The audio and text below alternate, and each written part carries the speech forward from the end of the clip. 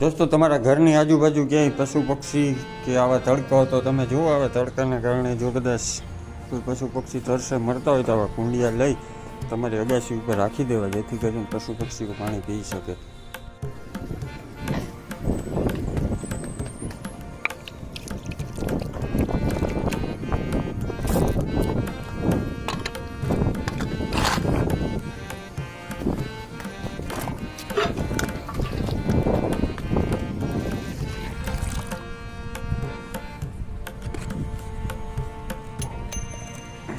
કચરો આવી ગયો, કચરો કાઢી નાખવાનો. પશુ પક્ષીઓ માટે કચરો ખરાબ છે.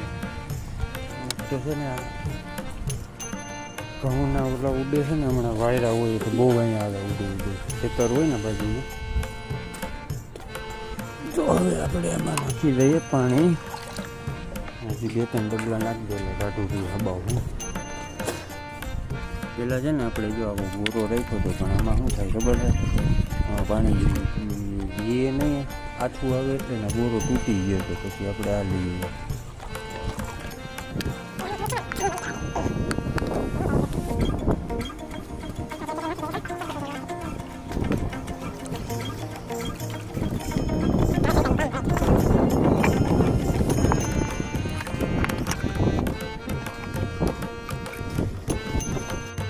તો આપણે કમ્પ્લીટ અત્યારે કુંડી ભરી દીધી છે.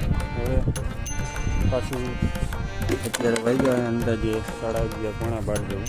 આપણે હજી પાછું છે ને હજી 3 વાગે ચેક કરી લેવું અને પાછું કુંડી ભરી દેવું.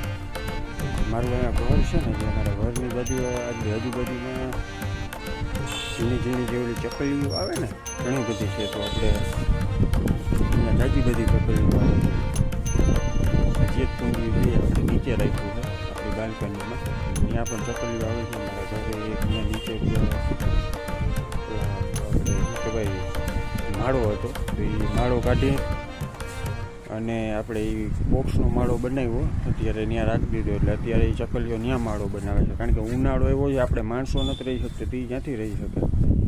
તો મિત્રો તમે પણ આવું સેવા ભાવીનું કામ કરતા રહેજો, એટલે પશુ પક્ષીઓને અત્યારે આવા એ ગરમી આવા તડકાની કારણે પાણી મળતું રહીએ એ મજા આવે.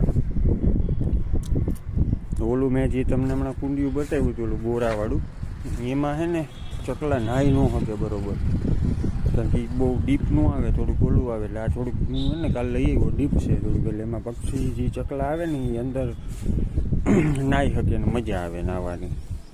તો મિત્રો તમે પણ આવા કામ કરતા રહેજો ને આપણો આ વિડીયો ગમ્યો હોય, કામકાજ સારું લાગ્યું હોય તો આપણા ચેનલને સબસ્ક્રાઈબ કરી દેજો, લાઈક કરી દેજો, એટલે આપણને મજા આવે. એટલે આપણે હજી આવા બીજા પણ ઘણા બધા કુંડિયા મૂકશું અને હજી આપણે આપણા ઘરની આગળ એક ગાયો અને કૂતરાઓ માટે પણ મોટી કુંડી લઈ આવવાની છે, એ પણ આપશે હમણાં રાખશું અહીંયા ટૂંક જ સમયની અંદર.